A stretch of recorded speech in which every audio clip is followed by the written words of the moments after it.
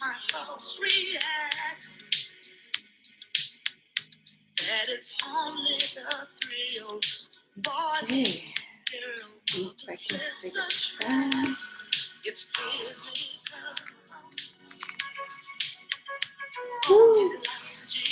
Hello, hello, hello. You must try to ignore that it means more than that. Oh, what's love got to do? Got to do with it. Why can I get What's love but a second-hand emotion? What's love got to do? Got to do with it.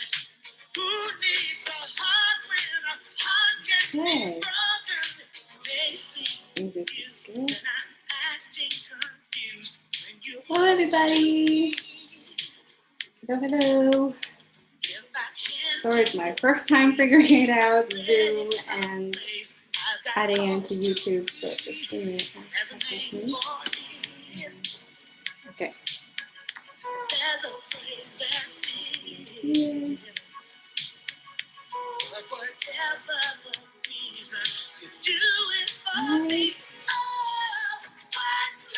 All right. Take out the music. Trying to get the groove on before starting this. I'm noticing that my teeth are so white that the screen in the background. Anyways, welcome everybody. I'm so happy you're here on a Saturday afternoon. So thank you so much for coming and joining me, talking about the presentation today. So yeah, let's get to this. I think I can share the screen. And let's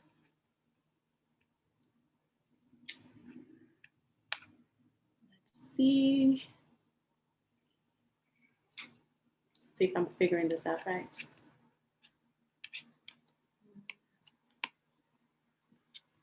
All right, let's get to this. So welcome to 24-Hour Climate Reality Project. My name is Adjo Olivo, as most of you might know me. I'm the founder and CEO of Writers Yep, and I'm an environmental scientist and also a writer. And yeah, I'm just here because I want to contribute to the countdown that is happening right now for 24 hours. So Al Gore and all these amazing climate leaders at this moment also are giving presentations around the world to give you some information about climate change and what exactly is happening right now, and getting into the mostly facts, but right away into finding solutions together. Today, my presentation, I want to make it a point that it is about climate change and the impacts and all of that, but also I want to refer to what is usually one of the causes right now of environmental justice and social justice and stuff. So that's something that I want to point out mostly at the end. So just letting you know. So if you have any questions, just leave them on the comments, because due to the fact that I'm doing this here, I can't really see the questions. But I'm definitely going to see them after this, so we can take a few moments and I'll read your questions and we can talk about any issues or anything throughout the presentation. Just let me know in the comments and I'll go back and look at it as much as we can. Okay. All right. So let's start. So I don't know if you know, I'm a single mother, and these are my why, because usually everything that mostly all of us humans do is we have a reason to. And I just wanted to show you that one of the reasons I'm keening and more into this justice and activism and environmentalism is because, we don't have that much time. And my why is my children and children education. So that's something that I want to also emphasize here. Earth. So this is the first picture of the Earth fully illuminated, right? That any of us, ever saw. It was taking on the last of the Apollo mission, and it changed the way that humanity thought about our common home, right? It reminds us that we are all connected and that our actions have an impact on our planet. So now there's three questions that come to mind. Must we change? Can we change? Will we change? Must we change? So let's talk about that. First of all, must we change? You know, the scientific community all around the world has been telling this for a long time. So must we change? I hope that your answer is yes, because we must. The sky is not a vast and limitless expanse. The way it appears to us is what we stand on the ground and we look up, right? And in reality, it's just a thin shell, you know, and the atmosphere surrounding the planet, right? And anyways, I just want to, this picture has a very importance in terms of all environmentalists and scientists that, I don't know, for me, I look at it and I think about how much does that layer will be less than it is now, right? Like how long? And now we know, right? We have about seven years, right, to figure this out. So that's something that I would like to just remember this part as we go through this presentation. We're spewing 152 million tons of man-made warming pollution into the thin shell of our atmosphere every 24 hours, as if it were an open sewer, right? So that pollution, especially carbon dioxide, is building up and is trapping heat. So let's talk about the global warming basics that we all learn in chemistry and physics, and we learn in biology, right? So in the basics of science and basically global warming, this has been understood by all of us since in the 1800s. Energy from the sun comes to the earth in the form of light. That energy is absorbed by the earth and it warms it, right? Some of that energy is radiated from the earth in the form of heat. Some of that ongoing heat is trapped by the atmosphere, right? Which is a good thing. It has kept our planet stable for temperature. Now, however, we have been thickening the atmosphere by filling it with heat trapping pollution. More heat energy is trapped and it is warming our planet at an unprecedented rate, right? But also I want to, make it clear that the industries, the biggest sources of green gases is these industries, right? Fossil fuels still provide more than 80% of the world's energy. Fossil fuel use and emissions have gone up dramatically since World War II. In the last few years, there was a leveling off. The world adopted more and more to clean energy solution into another recent spike in global warming pollution. The largest source of global warming pollution in the burning fossil fuels as a result, sorry, I lost my train of thought. So as you see from the industrial industry until till now, it has increased tremendously.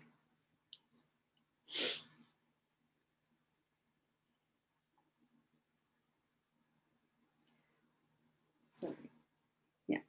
So global surface temperature as well, as you see, it has a huge spike for in the next 10, 20 years, right? 19 of the 20 hottest year recorded occur since the year 2001, right? And this is facts. But as we see, the hottest of all have been in the last 5 years. You see, this picture was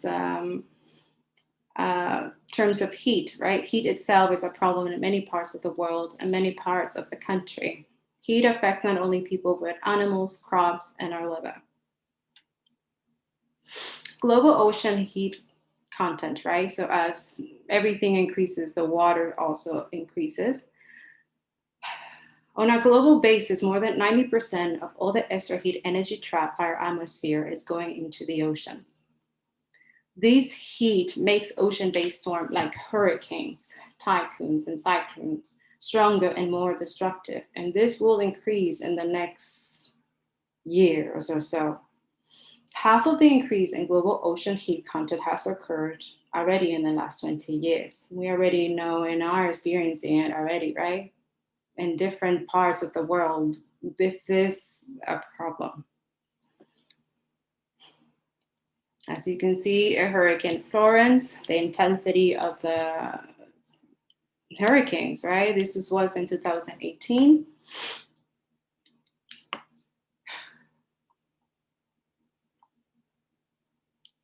The extra heat, as you know, this is the hydrological cycle, right? So the extra heat also disrupts the water cycle, right? The amount of water vapor that evaporates of the ocean increases as the ocean warms. The water vapor is carried over to the land and often falls in much bigger precipitation events, okay? When the land can absorb all the water that falls in these larger storms and downpours, we see floods and mudslides, right? As this big tornado, extreme precipitation events have produced more rain and become more common since the 1950s in many regions around the world, including much of the US and India. Extreme precipitation events lead to record flooding, which has been occurring all over the world.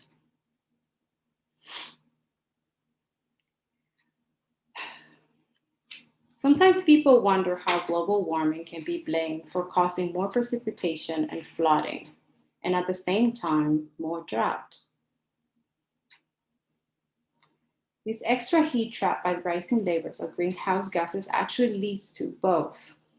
And as the climate changes, precipitation patterns also changes, leaving some places less rainfall than before. As you see, Sao Paulo State in Brazil, as changing precipitation patterns can lead to drought and water shortage. Southern Brazil, for example, suffered a devastating drought in 2015, in 2016.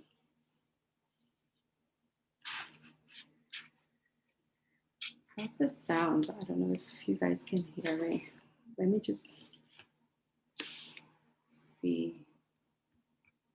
I hope you can hear me. Okay, I hope you can hear me. I can't see anything, Lord. Okay.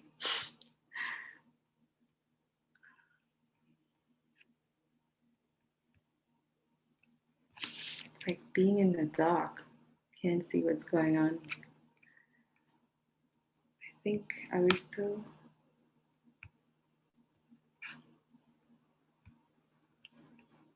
Is this okay?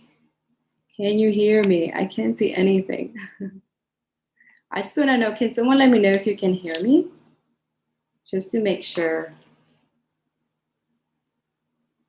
Hello? I can't see if you can hear, but okay. I'll just continue and hopefully people can hear me. Okay. All right. Presentation here. All right. Hopefully you can hear me. First time doing this. It's nerve-wracking. Okay. So, all right, Sao Paulo. So as we see, the changing precipitation patterns can lead to drought and water shortage, right? Southern Brazil, for example, suffered a devastating drought in 2015 and 2016. Hotter years typically mean that there's more fires, right? Higher temperatures also have a direct on the incidence and the severity of wildfires. As you see, as temperatures has increased, so it has fire, right?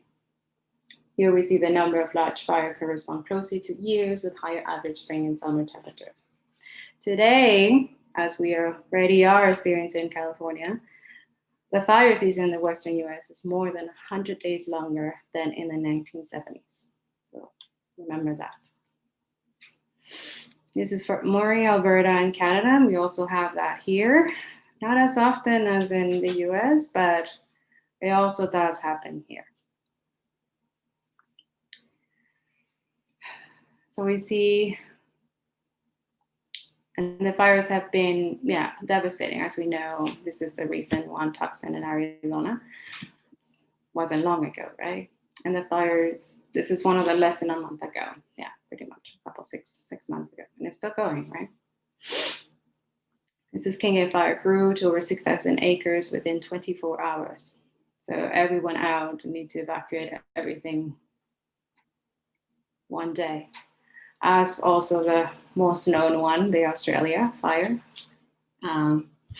It turned literally the globe into smoke during that time. I don't know if we all experienced that. Napa County, California. Once again, this is the bullseye of the fire. It highlights the fact that a lot of homes for the elderly and assisted living facilities are especially vulnerable. So I will also invite you, and on Writer's App, we have a link on our IG. There is a link that says all the fires around the world live. So you can actually look at it. You can actually see all the fires around the world right now where they're occurring. So that's something that, if you ever need to, and I know there's a lot of people that said that the cause of climate anxiety, and yes. And some people do have climate anxiety and have racism and other anxieties on top of that. So yes, we do have climate anxiety, but we have to find ways of how to cope with this and also take action and also do what we got to do, even if we have this, because we all do.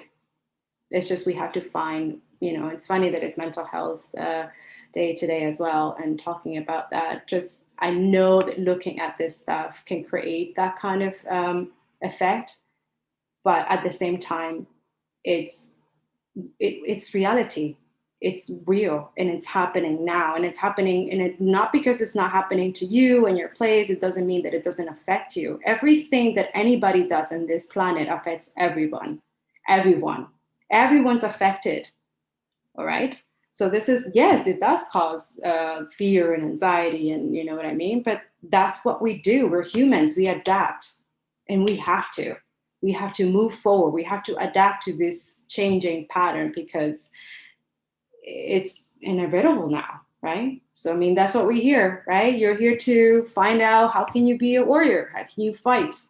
Because that's what this is. We need to not only fight for Earth but people as well, right? There's a percentage of marginalized people that need help as well. And yeah, sorry, I'm going off topic, but I just wanted to say that I understand those who are having climate anxiety. I understand, I have them too. And I'm also talking to somebody about it because it is a mental illness for us. But at the same time, we can dwell too long in it. We can stay there, not let it keep us down into what we actually have to do and actually changing. We have to change now, right? Anyways, continuing this, but I just wanted to say, hang in there, love you, we can do this. Okay, because these are hard slides, but I get you. Okay, now, as we talk about wildfire, significant hazard, 35% of Californians are still living in long-term care facilities, right? And this is also, as you see, during COVID-19. Insane. Now, worldwide extreme weather catastrophe, right? Since 1980 to 2019 has increased enormously, right? And as we talked about already, fossil fuels, and that's,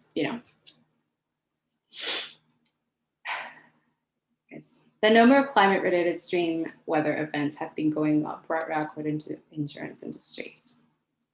Now, As we saw, the first photo of the glacier of the Southwest Greenland was shot in the summer of 1935 and shows glacier ice covering the forts wall, right? Now you see this second picture, and it's the same glacier, which had almost completely melted by 2013. Not even a century later, due to rising temperatures. So just remember, everything we do is energy. Everything causes, so think about that. All this extra melting is rising sea levels worldwide, that too, don't forget that. As you see, Antarctic ice loss. So you see the correlation from the late year into now, how that has increased tons. And by the way, it's the same thing true in Antarctica, where the ice is melting has accelerated quite dramatically. And when this massive amount of ice in those two regions melt, well, sea level goes up.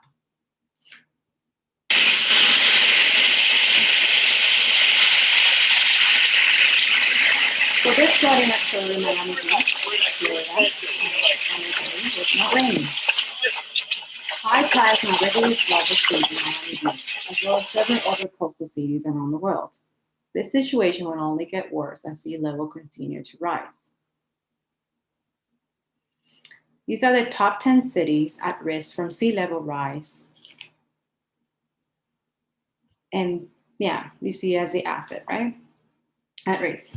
This is along Guangzhou, China, New York, Newark, and others.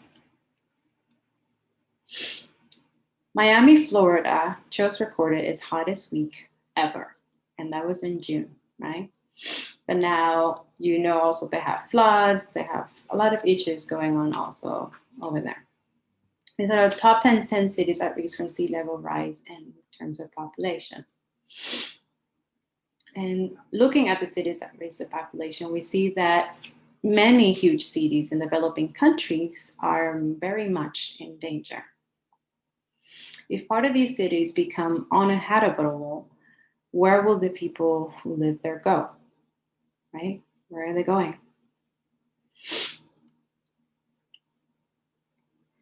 The US Department of Defense, the 2014 climate change adaptation, said climate change would likely lead to food and water shortages, pandemic disease. That was in 2014. Disputes over refugees and natural disasters in regions across the globe. Well, water scarcity already affects more than 40% of the world's population. And what we have seen in that water scarcity is already a problem for more than 40% of the world population. And those of us who are privileged to live in areas where this has not been a problem, sometimes are surprised to realize how serious of a crisis it is in many parts of the world. Lack of running water for hand washing and sanitation increases the risk of contracting COVID-19 and other diseases, right?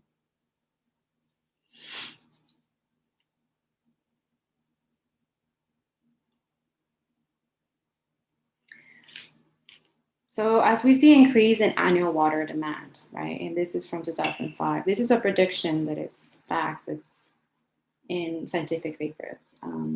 These I remember studying it in environmental science. So basically, on the amount of water is going up. This is a projection that Bill's going on the last 15 years and projects 10 years into the future. And you can see that China and India and sub-Saharan Africa and many parts of Asia are leading that way. But North America, it's right up there.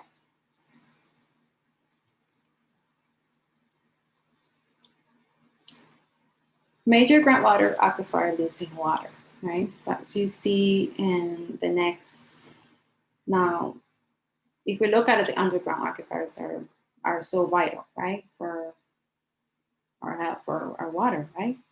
These are the areas where the aquifers are losing water very rapidly. And there are some places like in northern India, in the Middle East, in northern eastern China, where this is particularly severe.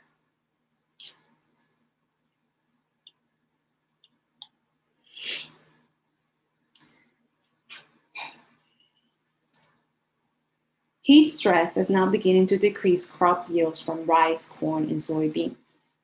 Exposure to higher levels of carbon dioxide also decreases the nutrient content of many staple crops such as rice, wheat, and soy. So this is a quote from the Stanford University. I think there's been an under recognition of just how sensitive crops are to heat and how fast heat exposure is increasing.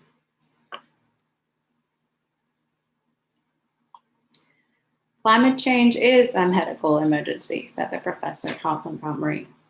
I mean, infectious disease, heat stress, air pollution, and waterborne disease are all influenced by climate change, by a climate that is changing. And right now it's really not, we're not making it in our favor. These are the tropical diseases on the move. As warmer temperatures have an impact on the spread of tropical diseases, modern transportation and air travel play a part, but the potential range for many diseases expands as regions farther and farther pole or get warmer. This means there are more and more places where a disease like Zika can take root. Higher temperatures and droughts can cause toxin accumulation in plants and livestock, threatening the heat of humans and animals.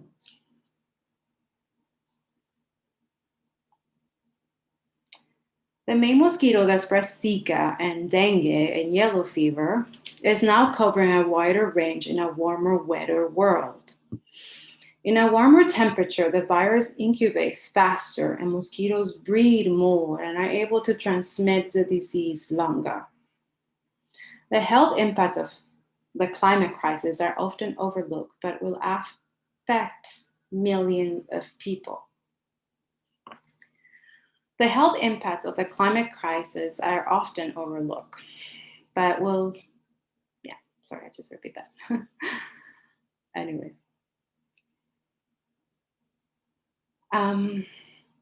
We now risk losing up to 50% of all land-based species in this century, right? Climate change, along with other factors such as the ecosystem loss, is contributing to the worst extinction event since the extinction of the dinosaurs, which was 65 million years ago.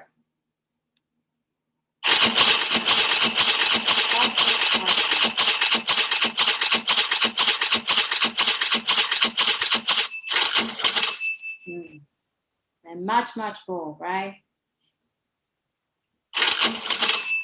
And it is the #1 threat of the global economy. So look at these, all of these threats, including many we haven't even covered here yet.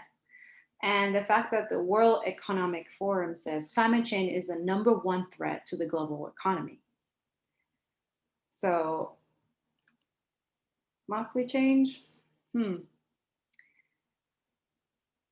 Right. So as the climate change and human expand further into Earth's remaining wild places, 5 new infectious diseases are emerging on average each year. And as we see more destruction of people's wetlands. Well, yeah, the 5 new diseases are including, that's COVID-19, right? One of them is the one that we're in now. Worldwide, air pollution kills 9 million people every year.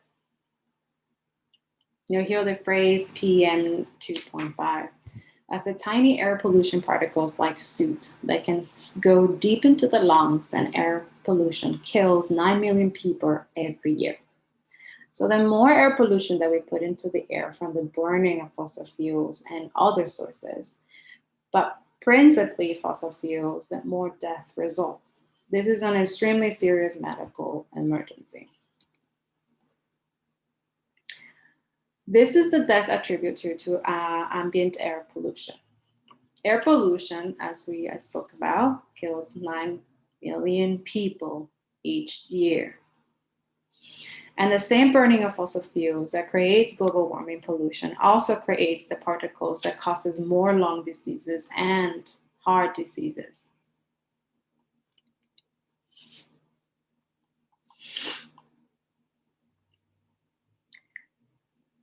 A study of 324 cities in China found 15 to 22% increase in COVID-19 cases in areas with elevated levels of NO2, nitrogen, and PM25 particulate pollution, right?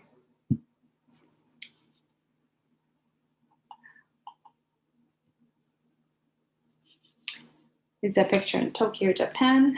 A couple years ago, 1,000 people died from the heat wave there. More than 70,000 were taken to hospital because of that heat wave.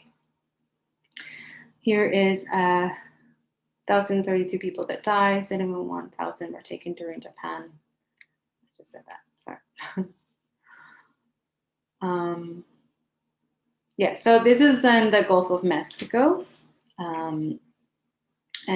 And this is when the ocean, as we talk about, when the ocean heat up so much, that means that the storms that come over the oceans are getting much stronger because of the warmer water feeds that convention energy, and it feeds moisture into that, right? Getting two big storms hitting the US within days of each other, doing a lot of damage.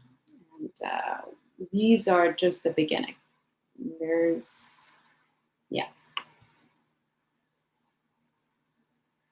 As we remember Hurricane Dorian,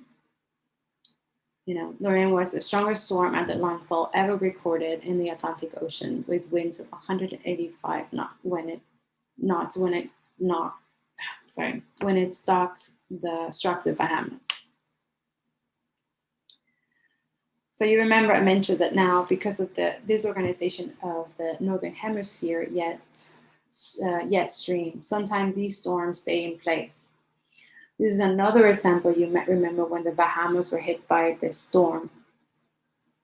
The winds, one second.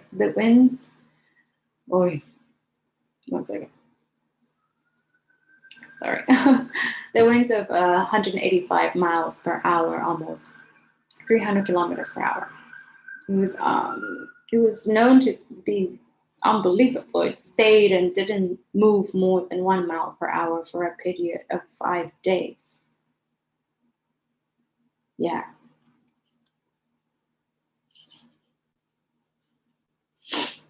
In the future, the climate, large part in the Middle East and Northern Africa, could render some regions uninhabitable, which will surely contribute to the pressure to migrate. So in fact, we're seeing a threat that this could get a good deal worse because of the combination of heat and humidity is making some areas that are now populated literally uninhabitable. This is Earth uninhabitable zones. And these are the current right now. The areas deemed uninhabitable. Oh, this is Spanish on me coming out of me. Sorry. Uninhabitable are relatively few, but here is what the scientific community is projecting over the next half century. These shaded areas are quite significant in the condition.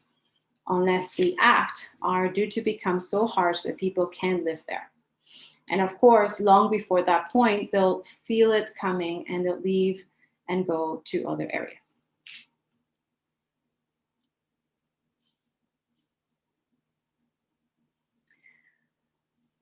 So Pope Francis said this: the gravest effects of an attack on the environment are suffered by the poorest.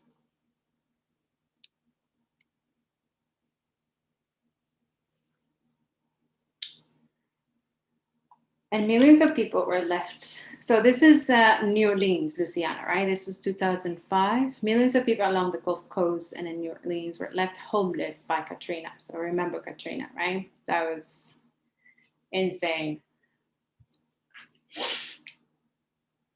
So again, this is an example of a community of color and low-income people impacted far more than any other communities. This is USA COVID-19 graph by race, right? So we see the pattern show up worse among minority populations and poor populations. Black Americans, indigenous, and people of color are dying at a rate more than twice as high as white American from COVID-19. Many reasons, but the climate crisis is one of the principal ones. The COVID-19 death rate for Black Americans aged from 35 to 44 years is 10 times higher than for white Americans of the same age. And this is something that I want to make it clear. It's actually facts. It's actually if you look at the data, if you look at, I know that COVID doesn't see race, but things that were there before, it's already made in place. So this is how you see where the inequality in terms of color is too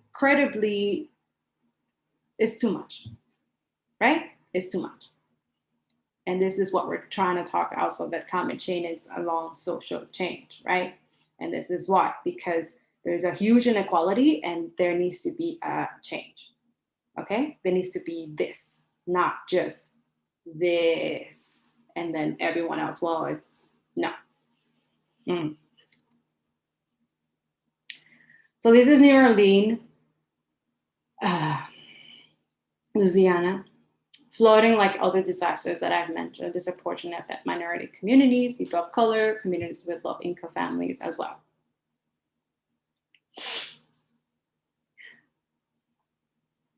Oh, there's something that I missed. Okay, so it's the same age group. Okay, so another thing is that I wanted to mention now. That's why I put it there. A lot of the researchers said that's probably due to insignificant part of the fact that Black Americans statistically are less likely to have jobs you can submit to. They make up a much higher percentage of what we now refer to as essential workers. We need to give them not only essential pay rates, but also essential personal protective equipment. And of course, we need to also address the other underlying issues.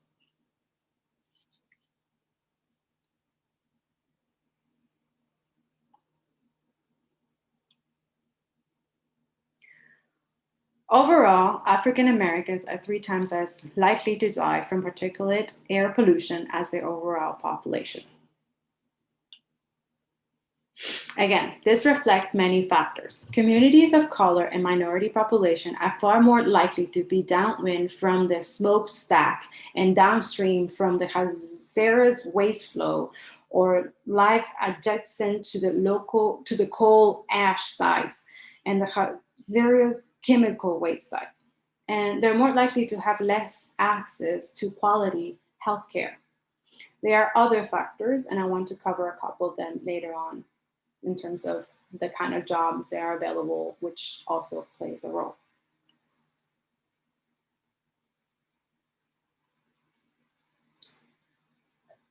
So cemetery and chemical plant is the cancer alley. I hope that some of you have heard about cancer alley, have studied it in your class, or if educators are watching this, or anybody who's an educator or teacher, it would be great to teach kids in terms of climate change about certain sites. There are target in a way. There are positioned in places also where it's mostly referred as environmental racism. And these areas do exist. So this is something that I wanted to emphasize in this.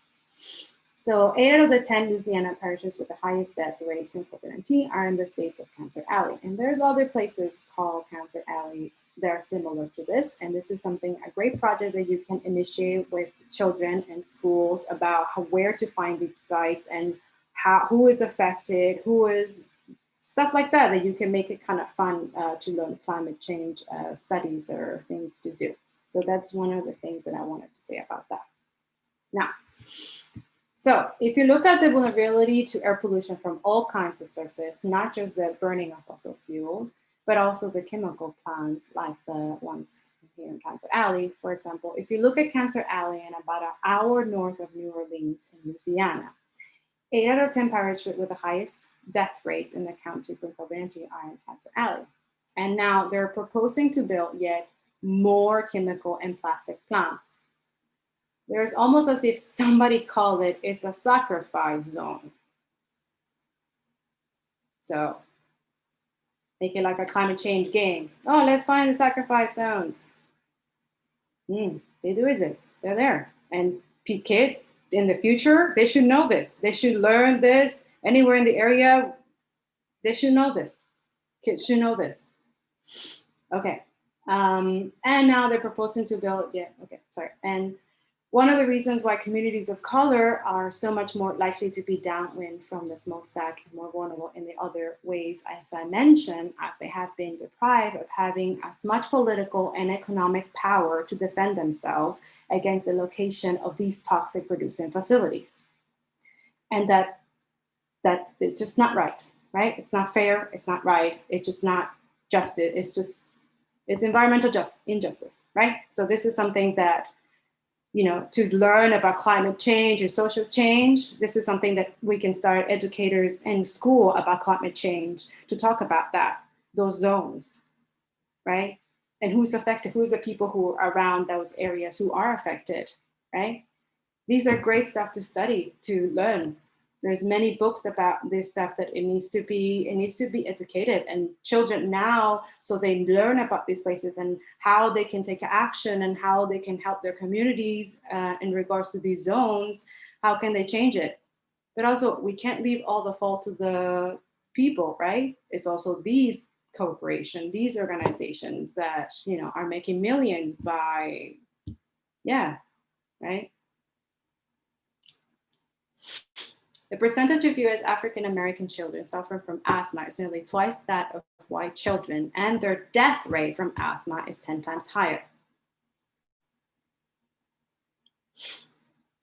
Even before COVID-19, the percentage of Black American children suffering from asthma is twice as the white children, and the death rate for American children from asthma is 10 times higher than the death rate for asthma of white children. Sorry, I just repeat that myself. But either way, that's just horrible.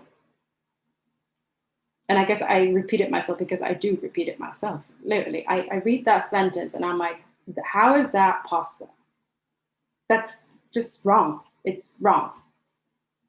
And honestly, it causes many of us to wonder how in the world could we have been so oblivious, and as many of us have been, to the depth of tragedy that result from these unequal and unjust living arrangement and circumstances. We have got to change and build back after this pandemic goes, we don't know when it goes away, or we're able to adapt to different ways with this pandemic, and or building back as we begin this national and global plans to solve the climate crisis. Means putting this environmental justice concern right at the heart of the recovery plans. Also, a just transition for those who are more likely to suffer economically, for example, coal miners, right? There needs to be some training, there needs to be some programs for them when we switch to renewable energy. And I'll talk more about that in the end, but that's something that, putting it out there, that we need to focus that.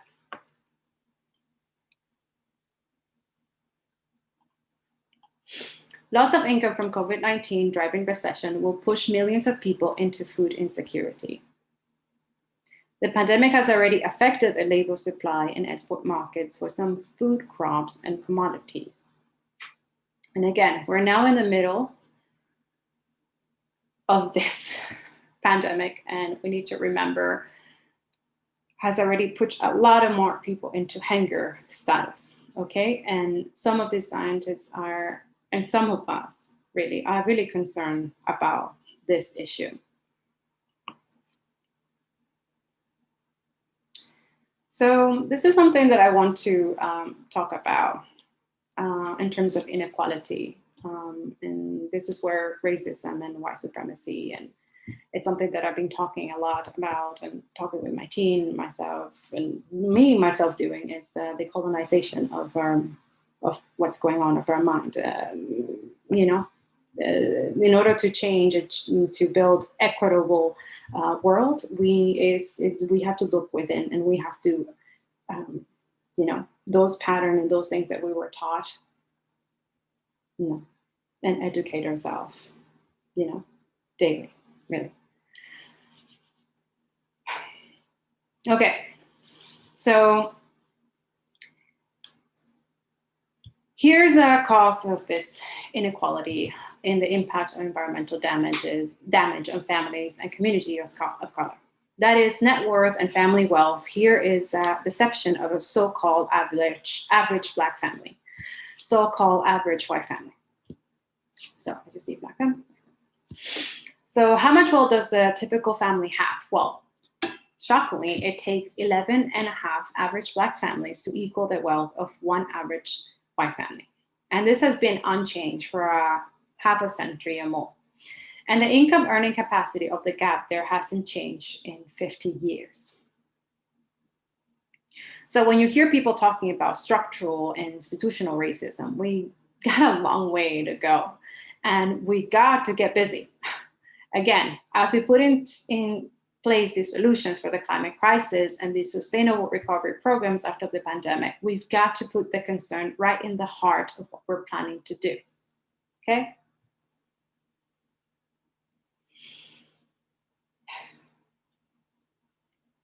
All right. Air pollution has been shown to affect mental health and connected ability, particularly in children. In fact, it also causes mental health problems and decline in connected ability, right? So what parent, knowing that, will not be part of the effort to change that, And like, who wouldn't want to know, okay, wait, how can I help my child not suffer for any mental illness or be able to have memory problems, right? In school or right?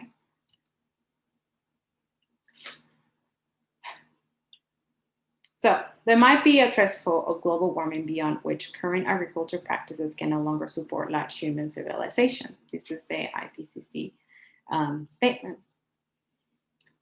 So they have warned the way we reach a threshold beyond current agriculture practices, which they just no longer support the human population, and there's now farmer-led movement to try to do something about this, right? Now, this is actually from a paper. I got this paper in school. Cost of mortality from outdoor air pollution. Again, as you see in the countries, the highest is China, but the United States is there, and interesting enough, there's Canada too, not so far off, right? So let's not forget that, my Canadian people. Yeah. All right. Now, back to air pollution. Air pollution particles are damaging the hearts and brains of people living in polluted cities. The particles have been found in children as young as 3 years old.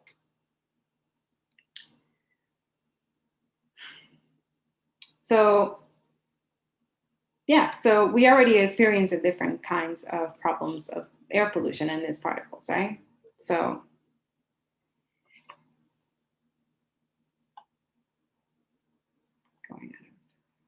okay.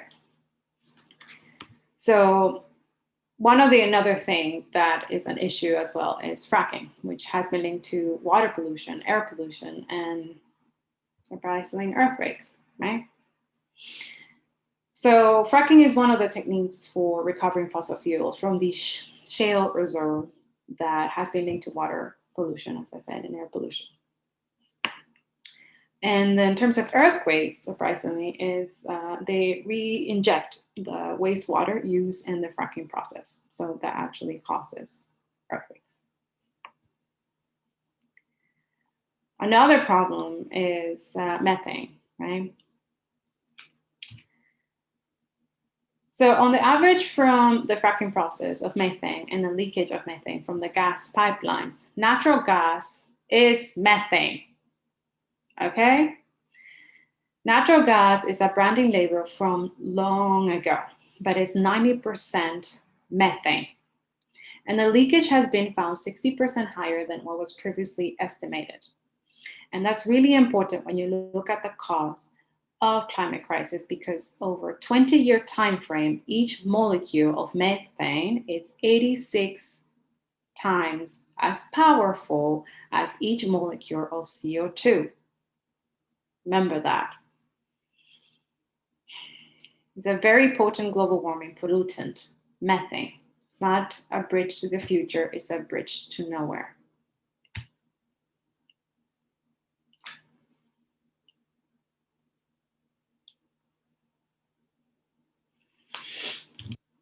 If unchecked, CO2 emissions by 20,000 could result in outdoor global levels found to cause a 25% reduction in indoor decision-making ability and 50% reduction in strategic thinking ability.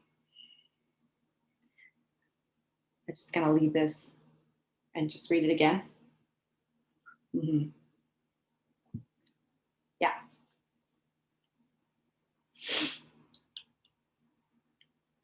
In the studies that are coming out, they said that during this century, if we don't make big changes, then we're going to find that the outdoor global CO2 level could cause 25% reduction in indoor decision ability and 50% reduction in strategic thinking ability.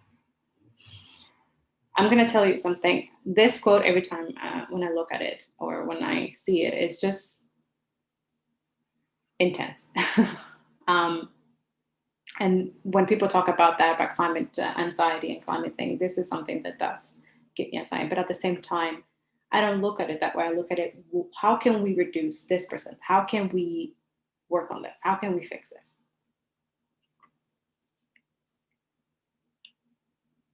So globally, 24 million people were displaced by extreme weather in 2019, almost 3 times more than by conflict and violence. You know, North America is already being affected by the drought and the projection in the balance of the century are dire. But the conditions in Central America are already quite severe. And these are known as the dry corridor in Central America. It's the place from which most of these refugees are coming north to the border between Mexico and the United States, creating political disruption.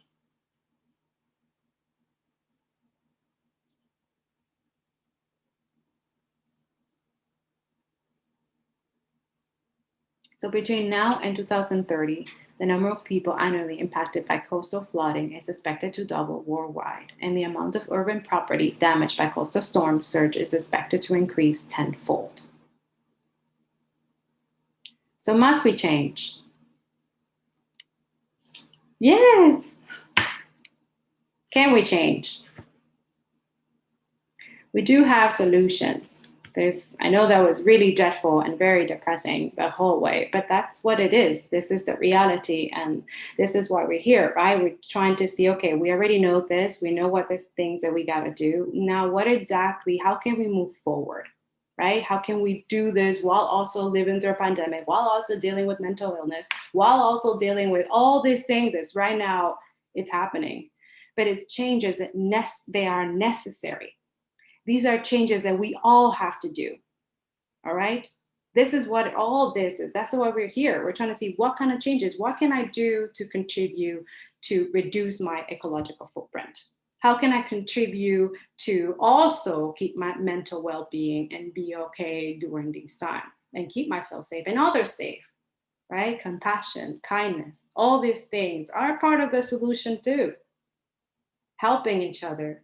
That's why I always say, be kind to your planet, to you and others. It's because it's real. You have to, especially now, right?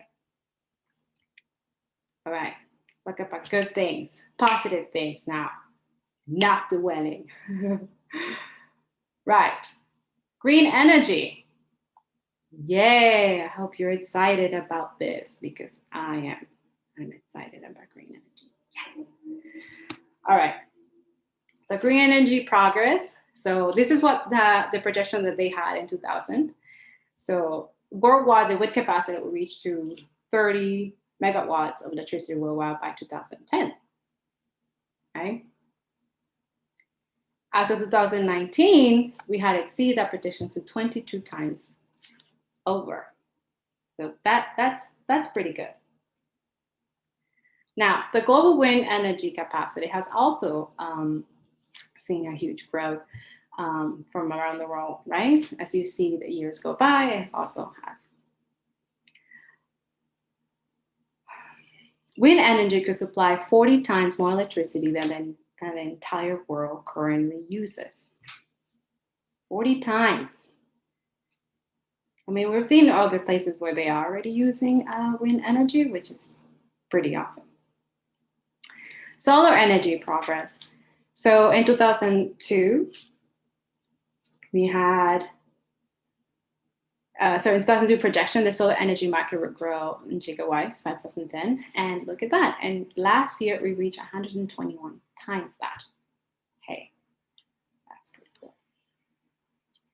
World solar PV also has increased even more dramatically than the wind. And we see an exceptional curve in the amount of solar energy installed around the world.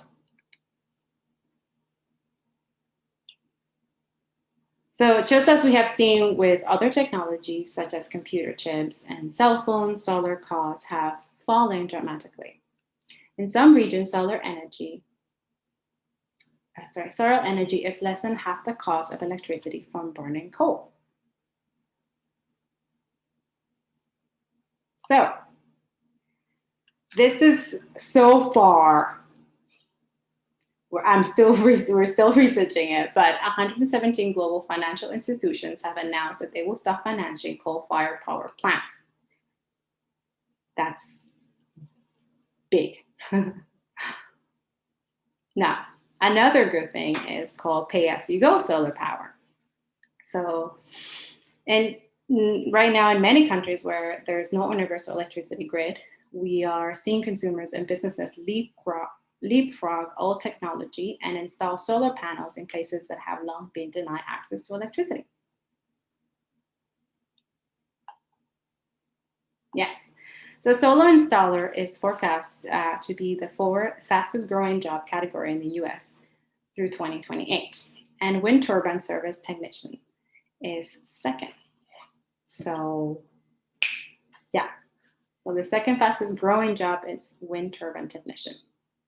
Just putting it out there. Now, the Chilean solar market, let's talk about that. Chile is a true solar success story. Thanks to its policy decision, the country's solar market took us slowly, but look at what's happening now.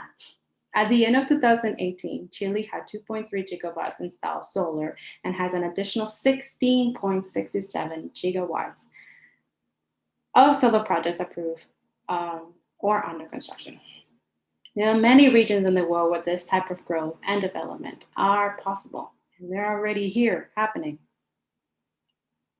Now, this is something that we'll read together, okay? Let's read it together.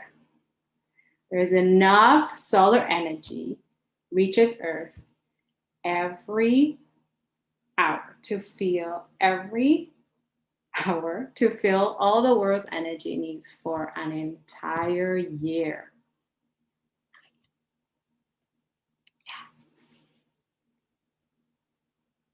Now,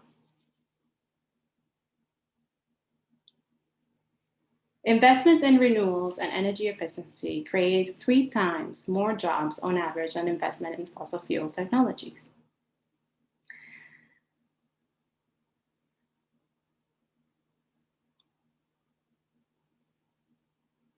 Now, there was just an economic study that came out of Oxford, a very distinguished group that showed that investments in renewable energy and energy efficient creates 3 times as many jobs as the same amount of money invested in fossil fuel technologies. When this pandemic cloud, whatever happens, and I hope it's soon, that the economy gets going again, we're going to need to create a lot more new jobs, right? The renewable energy sector and energy efficiency and other sustainability technologies, that is the future. Future economically for jobs growth and for cutting the global warming pollution. Global cumulative storage capacity. So battery storage is an essential part of the green energy revolution. Batteries allow us to store excess solar or wind energy and use it during those times when the sun isn't shining or the wind isn't blowing. Batteries are also critical for the electrical vehicle market. In 2016, the global cumulative storage capacity approached a 3 gigawatt, which is almost 2 times the storage capacity seen in 2011. As storage technologies get more efficient and cheaper, the market is growing much faster. Global cumulative storage capacity is expected to reach over 900 gigawatts in 2040. LED lights, within the next 8 years, highly efficient LED lights are predicted to virtually take over the market. Energy efficient technologies like LED save people money and help to reduce emissions by cutting down on the amount of electricity we use. So these are the auto manufacturers who have changed to electric car production. So that is a good thing. So can we change? Yes, right? I hope you say yes. Will we change?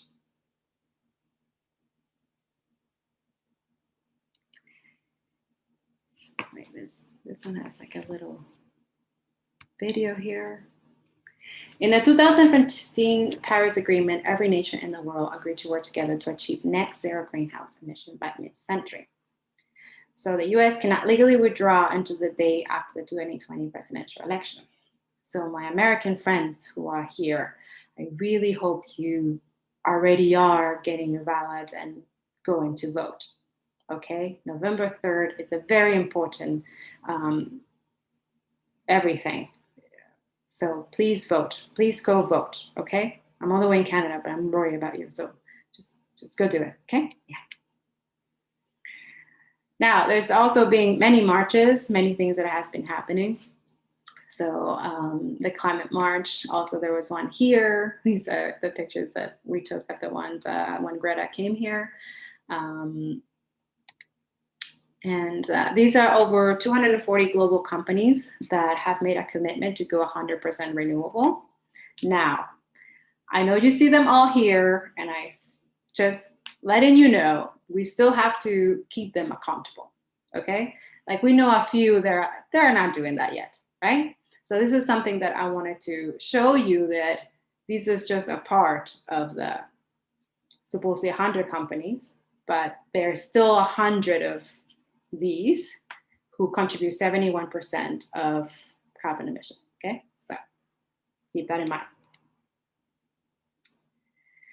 So to almost done my presentation, I wanted to say is join those who are using their voices. Like if you're worried about what's going on and you have, that's something that has helped a lot is to get more informed, get more educated. And the more I learn and the more, the less anxiety and more, okay, what else can we do? What else things can we do? But everyone's different, right? Everyone has a different way of doing things. So join those who are using their voices and their votes and their choices, to fight the climate crisis. Use your voice, your vote, your choice, and speak the truth, like literally like your world depends on it. I just repeated that, but yeah, your world depends on it. It really does. So for the next steps, go see the movie, The Truth of Power by Al Gore. He's been amazing creating these platforms and the Climate Hub. It's been a great experience since I took the course this year.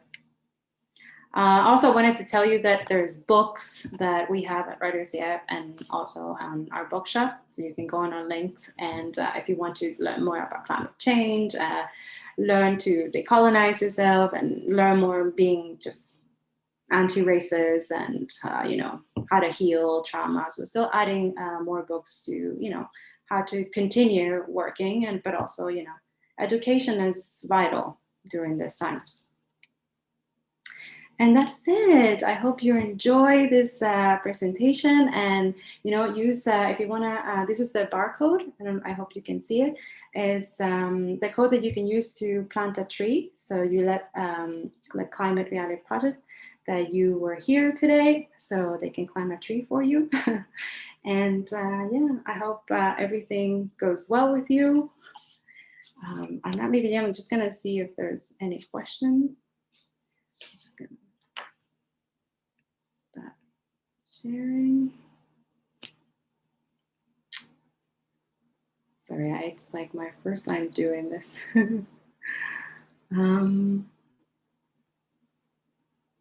Okay. Okay, there's no questions. Okay. Anyways, I hope you all have a great day. You know, don't let what is going on change too much of, I mean, we're trying to change, but at the same time, you know, be kind. Be kind to others who are struggling, who don't have the privileges as you do. Okay? So be mindful about those things. So I hope you enjoy this, and I hope you have a great day, great night, Saturday night. And yeah, thank you for watching. And yeah, so see you next presentation. Yeah, I'm gonna make more of these. Well, okay, bye.